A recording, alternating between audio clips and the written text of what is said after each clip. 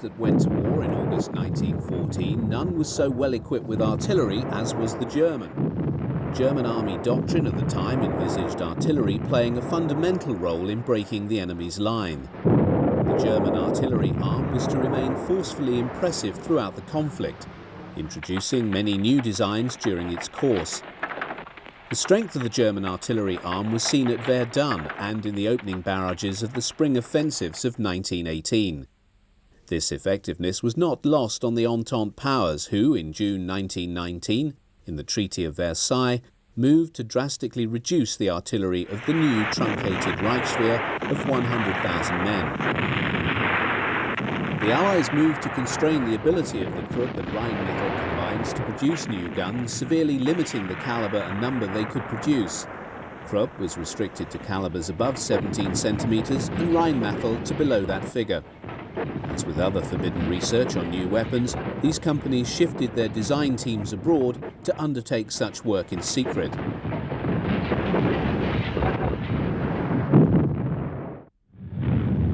Krupps and Rheinmetall were extremely well placed to respond to the secret decision taken by Adolf Hitler in early 1933 to break the Versailles Treaty and begin rebuilding the German armed forces.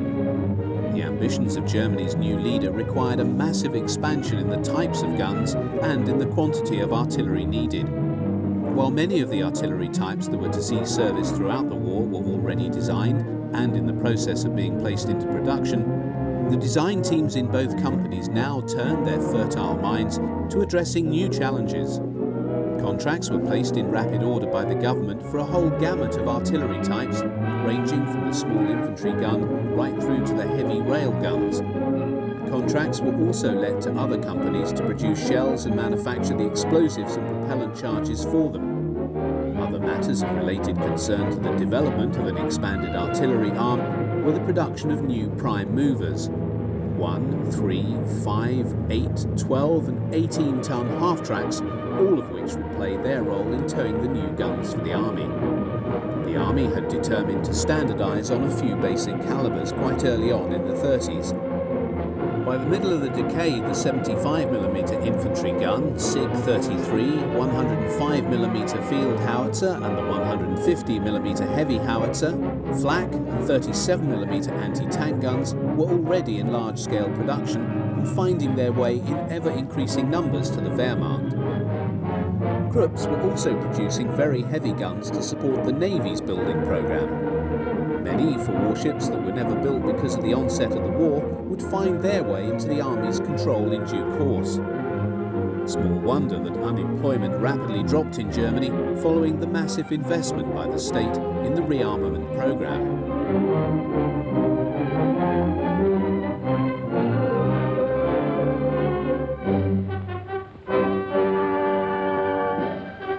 The only problem for the army was that it banked on a short war.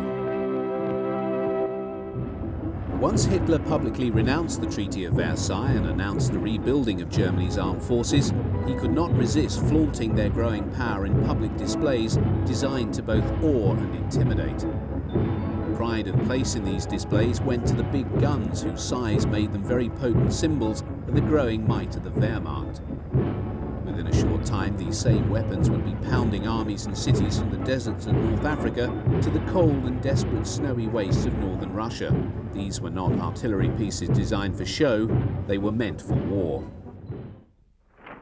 The term infantry gun was employed by the German army for those weapons designed and issued specifically for service with infantry formations. Like many of the artillery weapons used by the German army in the Second World War, the 75mm light infantry gun 18 was designed before the Nazis came to power in 1933. Its origins lay in the years following World War I, when the Reichswehr was absorbing the lessons of that conflict.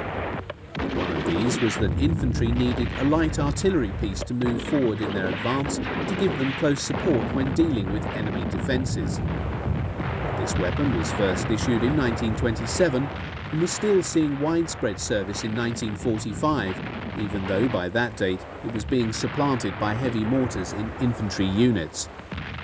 The IG-18 saw service on all fronts and in all theatres wherever German infantry were engaged. Its light, small design saw it readily adapted for use by mounted troops. The design employed a simple shotgun-type breech, which allowed infantry to maintain a very rapid rate of fire, as can be seen in this film of these guns being used in North Africa in 1941.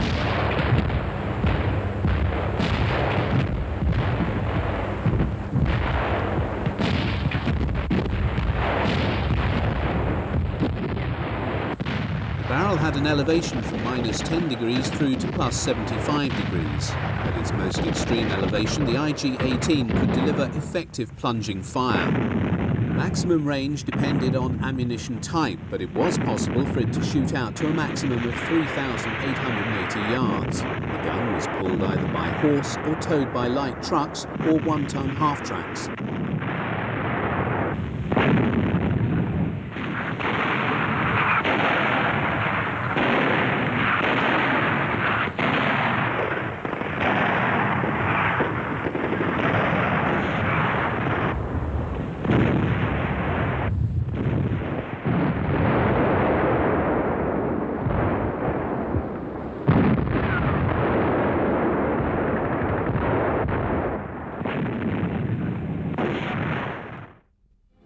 The SIG-33 was the largest and heaviest of the German infantry guns. Although the designation SIG-33 suggests it came into service in 1933, it did in fact enter service with the Reichswehr the same year alongside the IG-18. With a caliber of 150mm, the SIG-33 saw service throughout the conflict, although it was confined to operations in Europe and Russia. It did not serve in North Africa. The reason has primarily to do with the fact that it was a horse-drawn weapon and no horses were employed by the German army in that theatre. It was well liked as a stable and effective artillery piece. Its principal disadvantage lay in its heavy weight, which was excessive for an infantry support weapon. Attempts to reduce this by employing alloys instead of steel on certain components on the chassis came to naught with the onset of the war and the priority allocation of such metals to aircraft manufacture. The range of the weapon differed accordingly to the charge loaded with each shell. A standard heavy explosive shell could have a range from 615 yards through to a maximum of 5,140 yards. Rate of fire was between 2 and 3 rounds per minute. The SIG-33 had the distinction of being the first artillery piece placed on a self-propelled mount when 38 of these guns were adapted to fit a modified Panzer I and were delivered to the German army between 1939 and 1940. The gun was also mounted on the Panzer II, Panzer III and 38T chassis.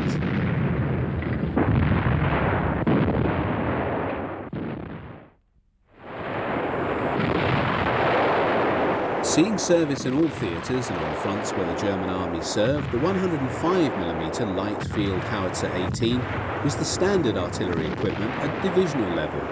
It predated Hitler's coming to power, having been designed by Rheinmetall in the period 1929-1930. A number of years were to elapse before it entered service with the German army in 1935. It rapidly came to supersede and then replace the Army's former weapon of that caliber, the FH-16, that had been designed by Krupp during the First World War. The design, although modified, was to remain in service and production through to 1945. It was well thought of by those who operated it. Its principal virtue was that its crews found the weapon easy to operate and manoeuvre. Its split trail design allowed it to be manhandled quickly, as can be seen in this film. One of its primary virtues was that it was extremely reliable. This was especially important after 1941, when the climatic extremes in the Soviet Union required that weapons work on demand, whether temperatures were in the high 40s centigrade or many degrees below zero. The gun could be depressed to an angle of -6 degrees and elevated to a maximum of +40. Range, as with most weapons, was dependent upon the power of the charge used. With a maximum powder charge, the F-18 could fire a 32-pound high-explosive shell out to 11,675 yards or 10,675 metres.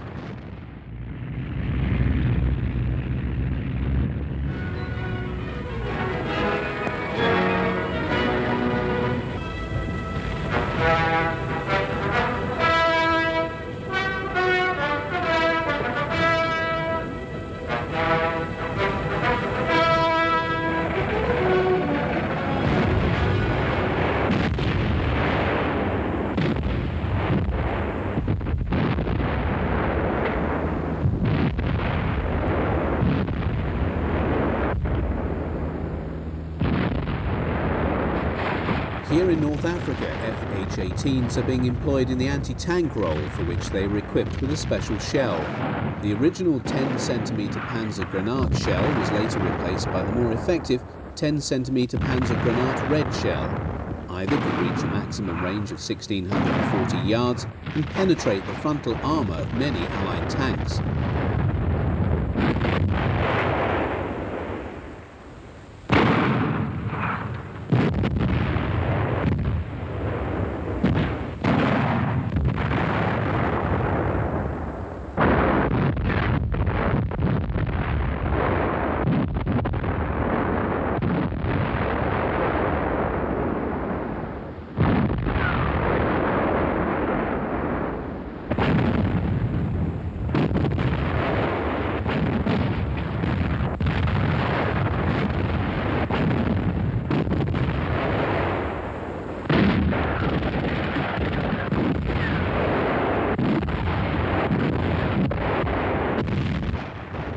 The desperate winter of 1941-42 in Russia saw the divisional light artillery challenged by ferocious conditions of weather and an implacable foe.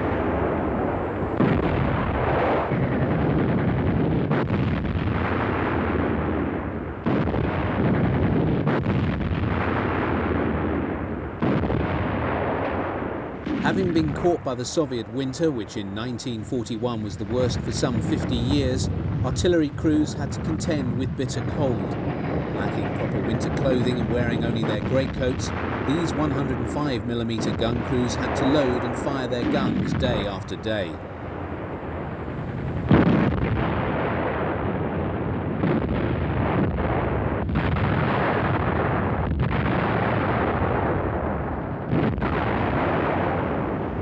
As with its heavier stablemate, the 150mm howitzer, the Achilles heel of the FH-18 was its lack of mobility. Most of these guns were towed by horse teams and only a few by the 3-ton half-tracks. The Army was most concerned to give this well-proven gun greater mobility. The growing obsolescence of the Panzer II light tank released many of the surviving chassis for conversion to self-propelled guns. In early 1942, the firm of Alket produced the Vespa. This was a self-propelled gun mounting the 105mm LH-18. This machine went into production in the same year, with 676 produced by July 1944. Most other 105mm guns were still towed in the same old fashion, with film of them being pulled by horses still being seen in 1945. The effectiveness of the 105mm can be measured by the manner in which many served alongside the larger 150mm howitzer, as is seen here.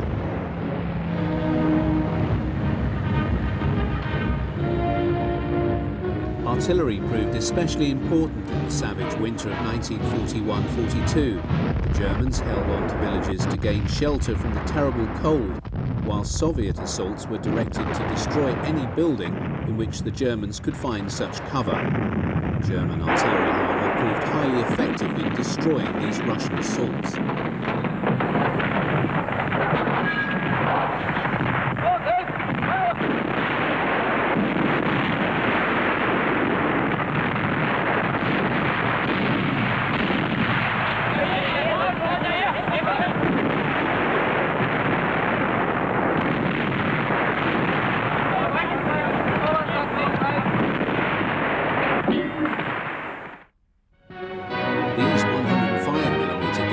Enjoyed the late Italian summer sun in the vicinity of Salerno just weeks or days before the Allied landings there. The late model LH-18s mounted a muzzle brake to permit the gun to fire shells of greater power and range.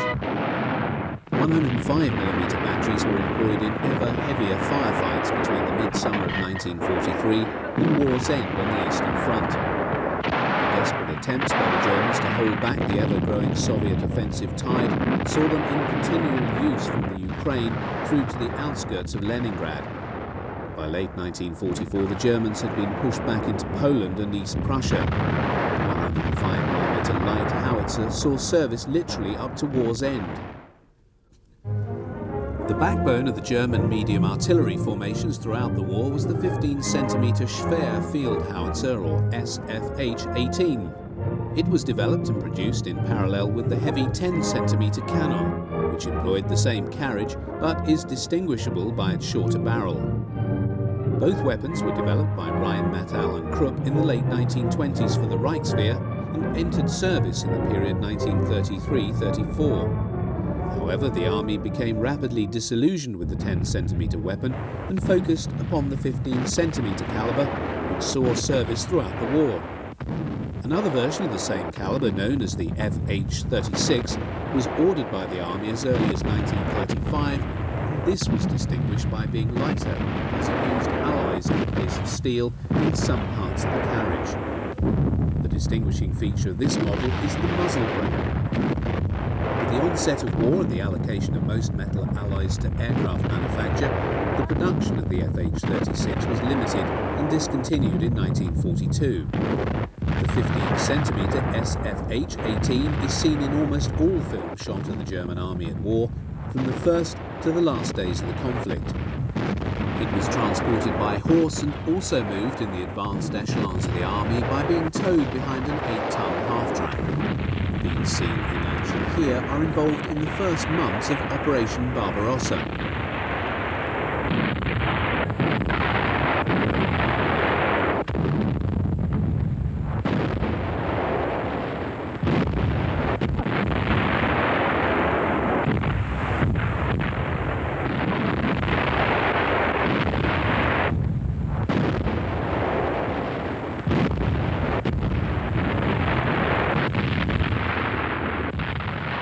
It was the ability to rapidly move heavy artillery and keep it in striking distance of the panzer spearheads that allowed advanced tank formations to call upon heavy artillery support when faced with obstacles it was unable to remove.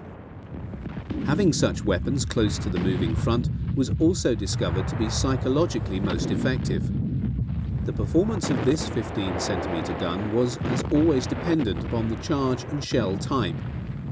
The standard high-explosive shell weighed some 43.5 kilograms. When propelled by a single bagged charge, its range was some 4,000 yards. When employing the maximum charge, the gun's range was boosted to over 14,000 yards. Attempts to increase the range of this weapon even further saw the tentative introduction of the world's first rocket-boosted shell in 1941. It could only be employed on guns with muzzle brakes and had a theoretical maximum range of over 20,000 yards or 19,000 meters. It was not a success and withdrawn quite quickly. A very large number of different projectile types were developed for this weapon, including shells for employment against concrete emplacements, hollow charge shells and smoke shells.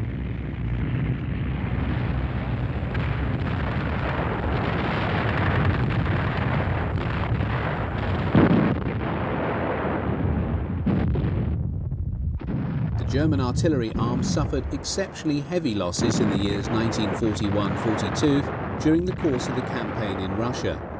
Many hundreds of these artillery pieces were lost in the retreat from Moscow and in the 1942 summer offensive, culminating in the defeat of 6th Army at Stalingrad.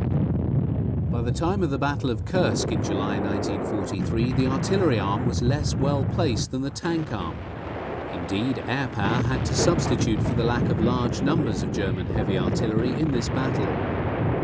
By this date, it was also becoming apparent to the army that the Achilles heel of this weapon lay in its inability to be moved rapidly unless it was towed by a prime mover. Even then, the weather conditions in Russia were such that after rain or during the muddy season, even half-tracks found it difficult to tow such heavy guns, the 15-centimetre weighing in at about 5.5 tons. In 1942, the decision had been taken to mount this gun on a fully tracked chassis to give it the desired mobility. The subsequent Hummel, or Bumblebee, employed a Panzer III-4 chassis to carry the gun in an open mount. Some of the most impressive artillery pieces fielded by the German army in World War II and encountered in all theatres were the 17 and 21 centimetre very heavy guns. Both employed the same chassis and are distinguishable by virtue of their barrel lengths. Although large and heavy pieces, their clever design enabled them to be manhandled fairly easily in the field, although transportation involved breaking down the guns and carrying them on two separate chassis. The barrel was towed by one half-track and the body of the gun by another. 12-ton half-tracks were normally used for this task. First of the two weapons to appear was the 21-centimetre model, which was introduced by Krupp in 1939. The gun was allocated to the motorised artillery units of the army. At the time of the Russian campaign, 19 batteries had been raised and they saw extensive service on the Eastern Front. Although it proved highly effective in demolishing strongly defended and protected targets, its heavy weight of just over 16 tons had led the army to decide to replace it by the 17-centimetre cannon. This had nearly twice the range of the 21-centimetre model. It was planned to phase out production of the 21-centimetre gun in June 1942, after 487 had been built. However, such was the scale of losses in this calibre of weapon that the 21-centimetre was retained and production was increased through 1943 and 44, and by March 1945 there were still 218 in service.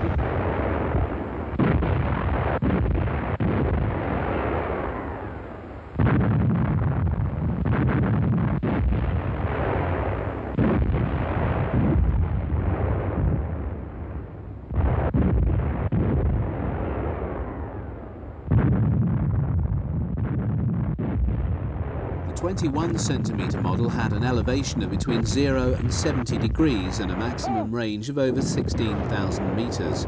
The standard shell for the type was the 21-centimetre Granat 18, which weighed 113 kilograms, and also the 21-centimetre Granat 18 Beton of 121 kilograms. This was a projectile specially designed for demolishing concrete emplacements, and a well-trained crew could fire one round every 2 minutes from this weapon. The 17-centimetre weapon named the Matterhorn was introduced into service in 1941. The Army's original criticism of the 21-centimetre was that it was too heavy, was not in any way alleviated by the introduction of the Matterhorn. It weighed in at 17¼ tons. Its method of carriage was essentially the same, although it was possible to tow it over short distances, employing a limber without splitting up the barrel from the chassis. The range of the 17-centimetre was determined by the size and power of the cased charge. Maximum range with a charge 4, which then imparted a muzzle velocity of some 3,000 feet per second to the 138-pound high-explosive projectile, allowed it to reach over 32,000 yards. The 21 and the 17-centimetre often served alongside one another. By far and away the bulk of these weapons were committed to service in the east, where they operated in some numbers in the siege of Leningrad through the Crimea.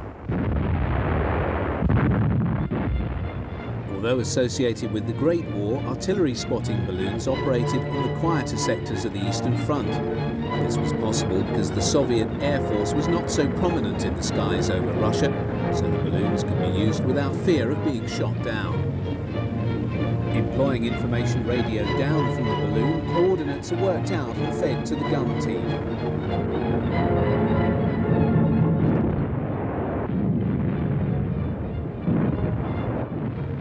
There were occasions when K-18 and K-21s were employed alongside Flak 88s and 150mm artillery pieces and not just operated by themselves.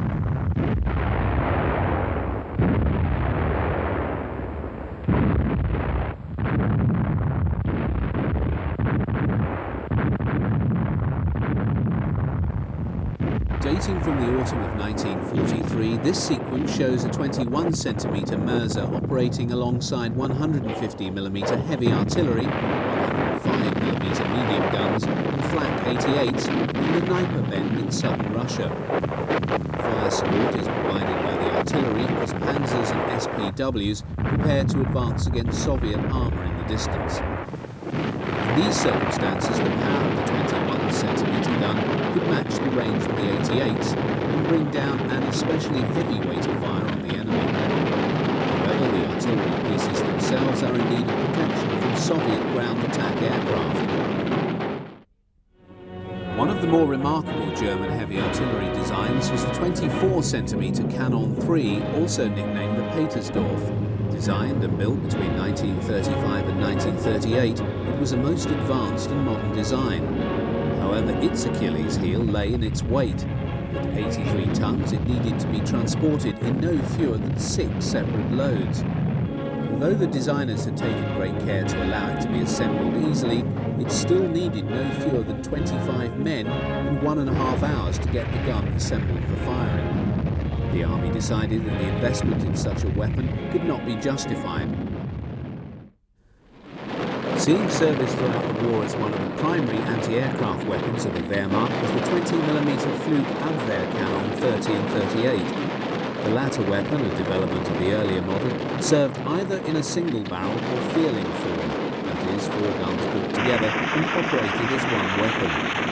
These cannons proved most effective in defending targets against flying aircraft at low level, right up to 5,500 feet.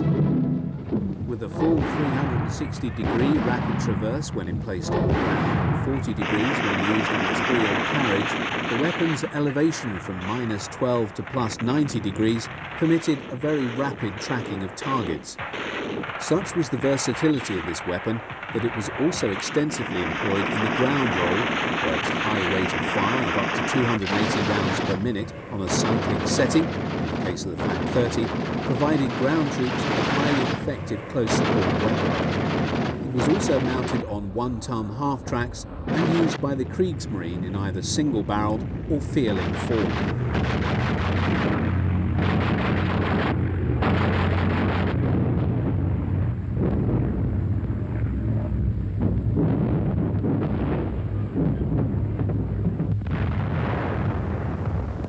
The Flak 30 was first introduced into Luftwaffe service in 1935, where it was originally towed by the Krupp Boxer light truck. While this gun served with distinction in the early stage of the war, the Luftwaffe had decided even before the onset of the conflict that it needed an improved variant with a much higher rate of fire. So the Flak 38 was raised to a maximum of 480 rounds per minute, although a more practical rate was 220 rounds to save on barrel wear.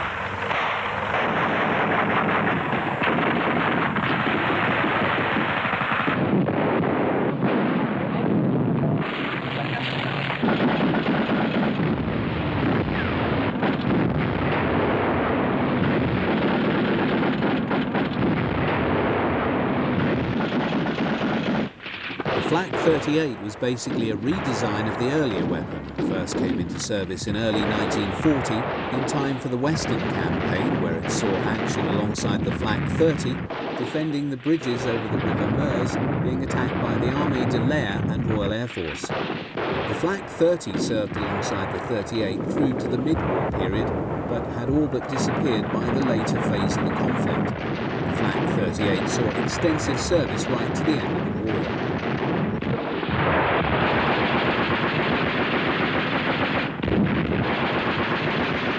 The Flak feeling emerged in late 1940 and was a rapid and practical response to the Luftwaffe's need to get more ammunition into the air to raise the probability of effecting the kill of a target. Mounting 4 Flak 38s on one mount enabled the combined rate of fire from all 4 barrels to be raised to a maximum of some 1,900 rounds per minute. However, a more practical rate so as to enhance barrel life saw this come down to around 700 to 800 rounds per minute. The Flak feeling was employed alongside the larger 37mm and 88mm flak guns in the aerial defence of Germany. By 1944, the Luftwaffe had come to the conclusion that 20mm was too small a calibre to be effective against the aircraft being deployed by the Allies and the Russians. It was this realisation that led Hitler to refuse production of the Flak Panzer IV Mobilwagen in 1944 as being a waste of a tank chassis for such a purpose because of the perceived inadequacy of the Flak Feeling 38 that was slated to be its primary weapon.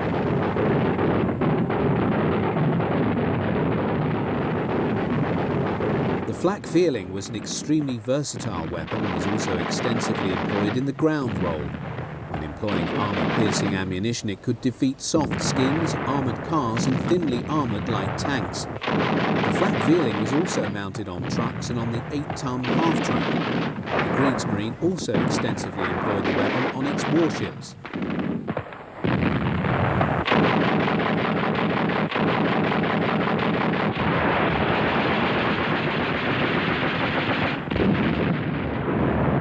Luftwaffe practice was frequently to group different calibers of flak weapons when employed on anti-aircraft duties in order to cover different altitudes.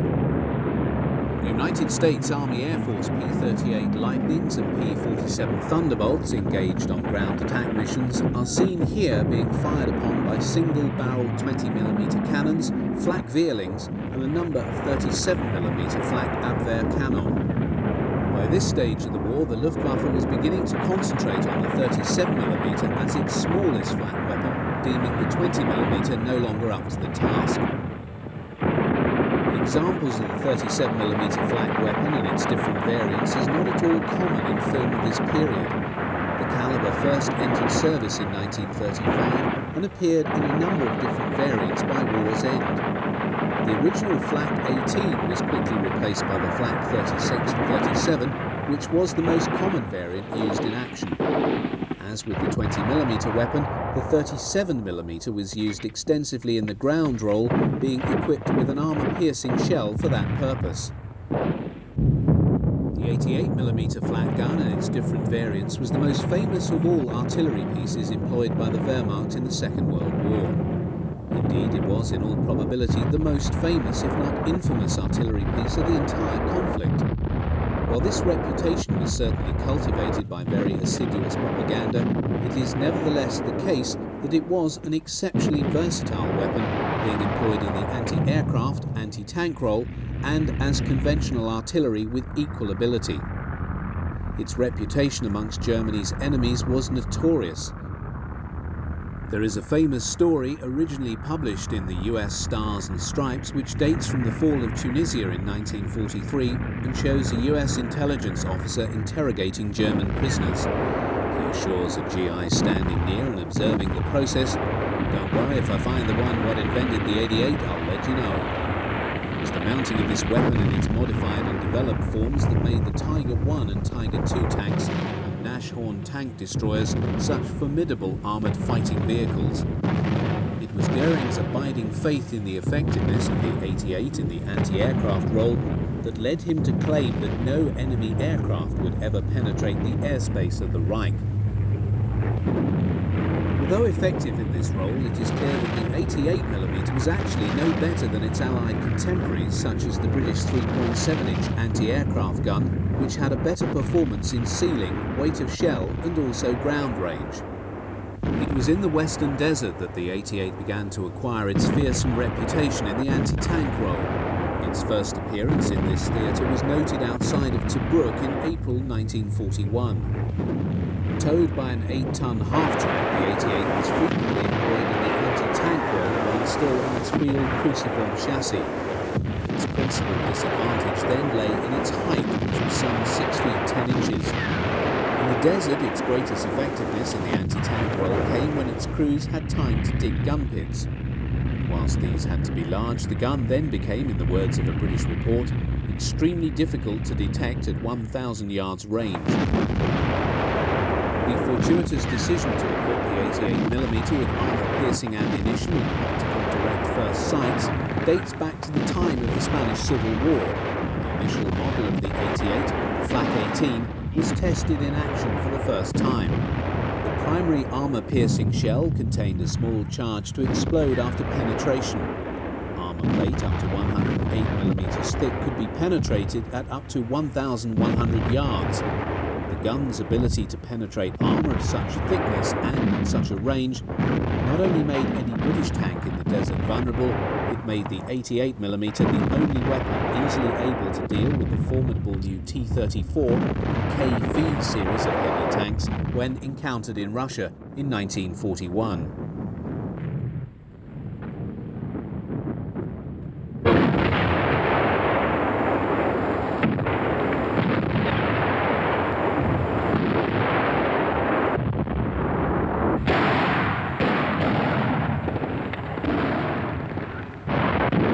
88 was also frequently employed in the conventional artillery role. These Waffen-SS troopers are serving their pieces in southern Russia in the late summer of 1943.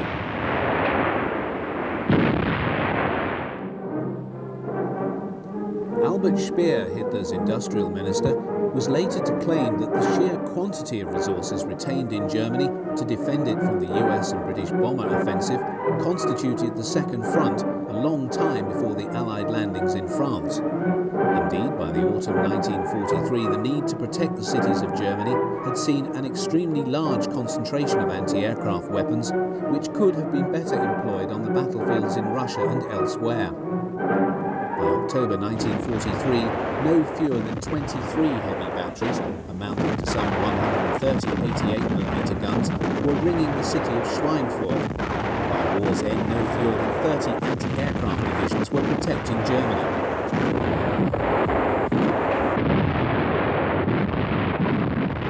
88 batteries provided a defensive umbrella for German and Italian forces retreating from Sicily across the Straits of Messina in August 1943. The barrage thrown up by the German batteries, expending a prodigious amount of ammunition, allowed no fewer than 102,000 troops to be slipped across the straits in the face of Allied bombing raids.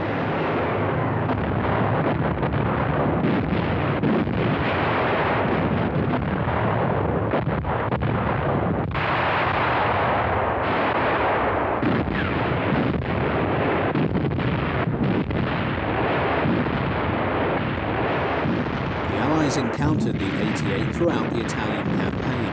As the Germans often emplaced their guns in well-prepared defensive positions, the 88 once more emerged as a formidable weapon.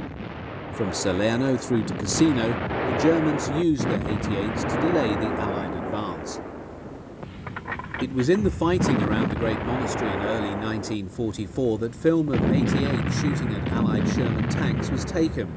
The 88 often proved to be the nemesis of this Allied tank, which by this date and through to war's end was to constitute the primary weapon in the Allied tank forces. The frontal armour of the Sherman was vulnerable to penetration to the 88 from some considerable distance. Whether encountered as an artillery piece or when mounted on tanks and self-propelled guns, this particular weapon was to prove exceedingly dangerous to all Allied AFVs. Given its effectiveness, it would be perfectly reasonable to suppose that the 88mm Flak 18 was actually a very new design. In fact, it can be traced back to 1925, and although Krupp and Rheinmetall did experimental work in Germany, much of the design was undertaken by Germans seconded to work at the Bofors factory in Sweden. A prototype was then built in Germany and the gun entered service in 1933. It was blooded in the Spanish Civil War and was most successful.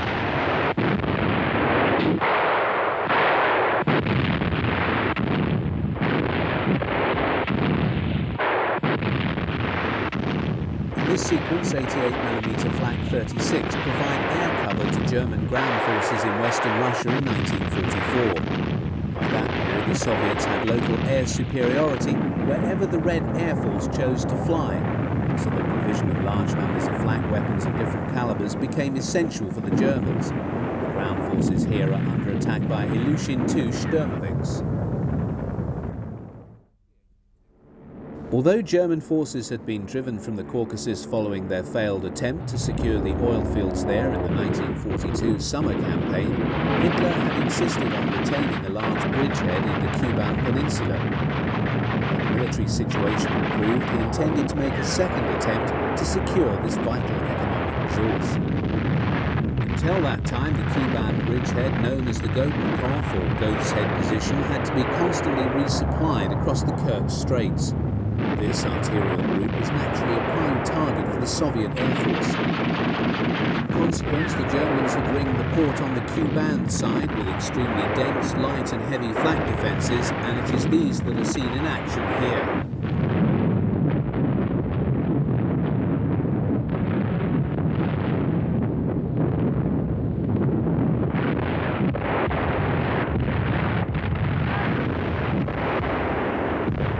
On this occasion, IL-2 Sturmovix were engaged in medium and low-level strikes on the port facilities.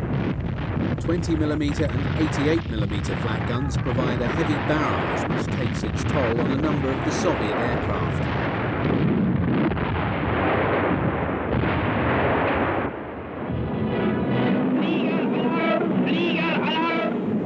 In this rare sequence of colour film, a Soviet air attack on a German air and seaplane base in northern Norway in 1943 is met by heavy anti-aircraft fire from light 20mm flak and a battery of the ubiquitous 88mm guns. The sequence is effective in showing the communications link between the range-finding team and the gun layers. The relevant information on height, distance and so forth is relayed by radio to gunners who then target the Soviet attackers and fire the guns. Once again, the 88s are successful and they bring down one of the Soviet attackers. Following the destruction of much of Army Group Centre and the pushing back of Army Group North in the late summer of 1944, the Germans found themselves fighting extremely heavy battles with the Soviets.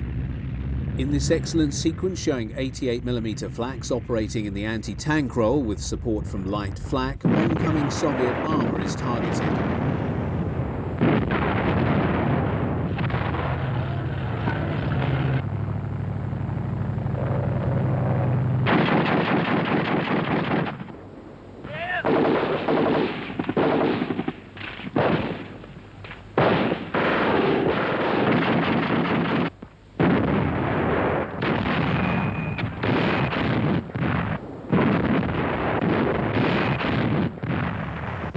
The 88mm flak 36 remained able to counter any Soviet medium and heavy tank right up to war's end.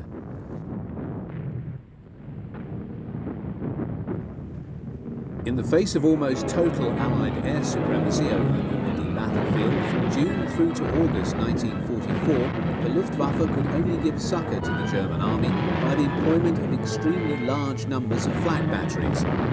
Frequently, flak weapons were grouped in a sector and were of different types. 20mm single-barrelled, Feelings, 37mm and 88mm are here grouped together to offer the most effective air umbrella to the ground defences.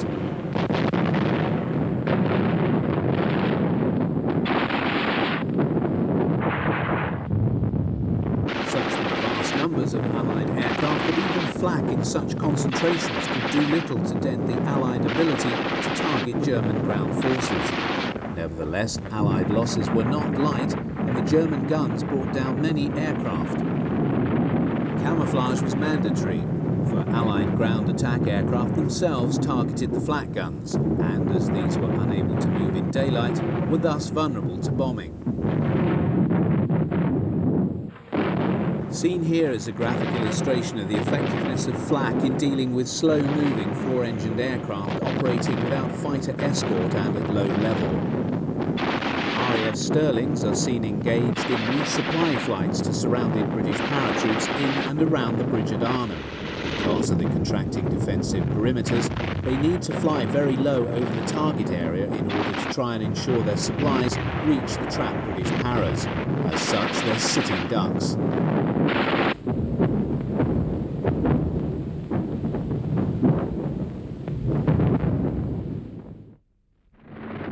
The Pak-36 was the standard German anti-tank gun when war broke out in September 1939. At the time of its introduction 3 years earlier, this Rheinmetall-designed weapon was as good as any other in the world and perfectly acceptable for its role as it was then envisaged. While service in Poland did little to cause the German army to question its effectiveness, its poor performance in the Western campaign against the heavily armoured French Char B and the British Matilda II tanks led to the ordinary trooper labelling it the Army's door knocker.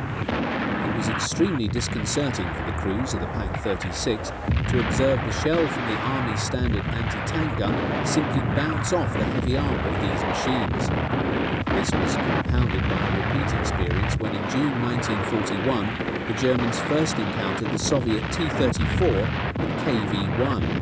In both cases, the armour-piercing shells of the Pak-36 once more simply bounced off the heavy armour of the Soviet tanks. After this, its days as an anti-tank gun were numbered, even though it was more than adequate for dealing with the Soviet BT and T series of tanks.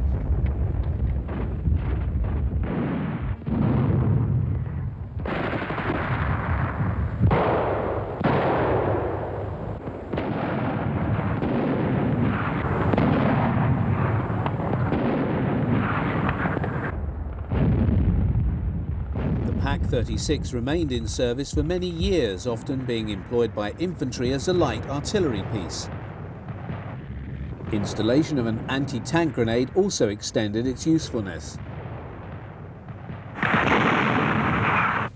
It was also Rheinmetall who produced the 50mm Pak 38 anti-tank gun, which entered limited service in 1940.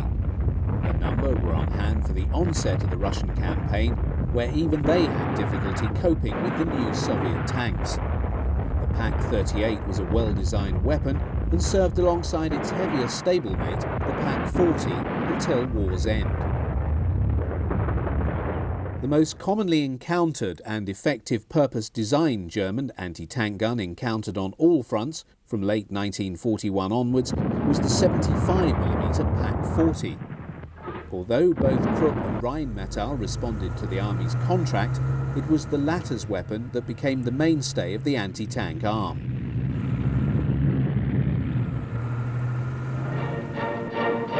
One of the more unusual sequences of film, dating from 1943, illustrates a Pak 40 being towed by horses ridden by Cossacks. These famed riders of the steppe served in some numbers with the Wehrmacht, and it was their expertise with these animals that saw them pulling this anti-tank gun in this fashion. On most occasions, the Pak 40 was towed by a half-track or Raupenschlepper. The Pak 40 was, in essence, an enlarged Pak 38. It was an extremely effective weapon with a muzzle velocity of 2,600 feet per second that enabled it to penetrate 116mm of armour at 1,000 metres.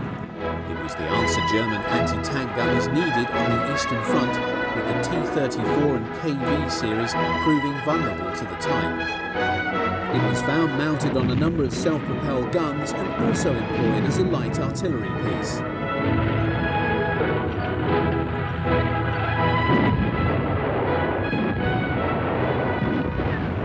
Nicknamed the barn door by troops who used it by virtue of its heavy weight and cumbersome size, the 88mm Pak 43-41 was nevertheless a highly effective weapon. Reports from Russia stated that it could defeat Soviet T-34s out to 3,300 yards. Here is a rare shot of a Flak 41 in the anti-tank role.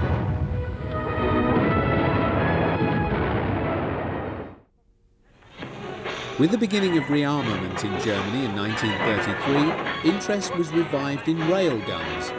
Germany had built a number of these weapons in the Great War, many employing modified barrels adapted from large caliber naval guns. Krupp was the home of these guns, and a small staff of 200 involved on their design at the beginning of 1933 quickly rose to 2,000. In the 6 years before war broke out, the Germans built a number of new weapons, calibers from between 15 centimetres and 28 centimetres. The largest railgun ever built was the 80cm Dora, which was completed in 1942. Most railway guns were used for long-range bombardments of special targets. The influence of First World War design was clearly apparent in the 24cm railgun known as Theodor Bruno. Although begun in 1936, many of its features drew heavily on the design of an artillery piece dating to 1910. The Army placed an order for 6 of these weapons, and all were delivered by 1939. These were deployed in 4 batteries in May 1940. The Theodor Bruno fired a number of projectiles, but a standard high-explosive shell, weighing some 327 pounds, could achieve a maximum range of 22,091 yards when employing a full charge.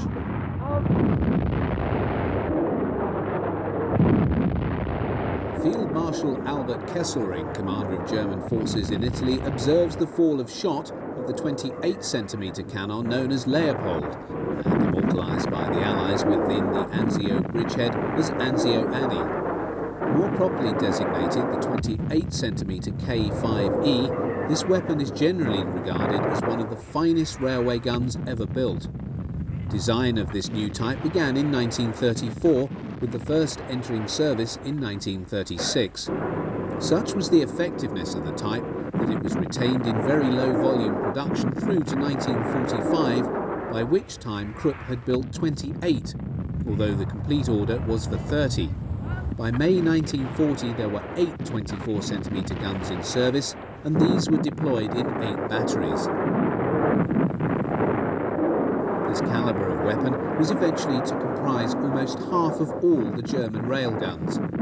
In total, the gun weighed 218 tons and was mounted on 2 6-axle bogie trucks. The barrel length was 21.5 metres and its maximum range 62 kilometres. The greatest concentration of railguns and super heavy guns and mortars ever deployed by the Germans for one operation occurred in the late spring and early summer of 1942 in Russia.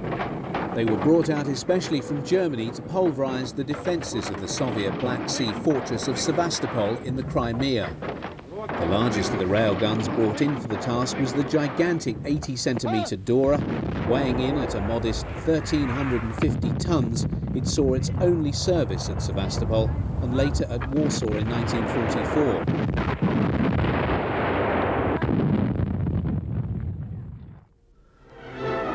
Field Marshal Erwin Rommel is seen here on the Atlantic coast shortly after his appointment to oversee the strengthening of the defences on Hitler's much-vaunted Atlantic Wall of his Festung Europa. For long the subject of German propaganda films, the wall was claimed to be impregnable. What Rommel found, however, was something very much less than that. On certain stretches, much effort had been made, and these sectors were particularly strong in emplaced artillery and heavy coastal guns. Indeed, all German coastal defences were often a remarkable mixture of various calibres of different German and many captured artillery pieces and large and purpose-designed coastal guns. The latter were in many cases adapted naval guns and ran in calibres from packed 40-75mm anti-tank guns adapted to a fixed naval mounting through to the massive 40.6cm guns originally intended for the never-built H-class battleships. The larger weapons derived from naval vessels' main armaments required purpose-built and extremely heavily protected concrete emplacements. These were, without doubt, most impressive installations and, not surprisingly, were often filmed in such a way as to imply that the whole of the Atlantic Wall was festooned with such weapons. In the weeks following the Allied invasion of Normandy, German audiences were regaled with scenes showing the heavy guns of the Atlantic Wall firing on Allied vessels. The reality was more prosaic.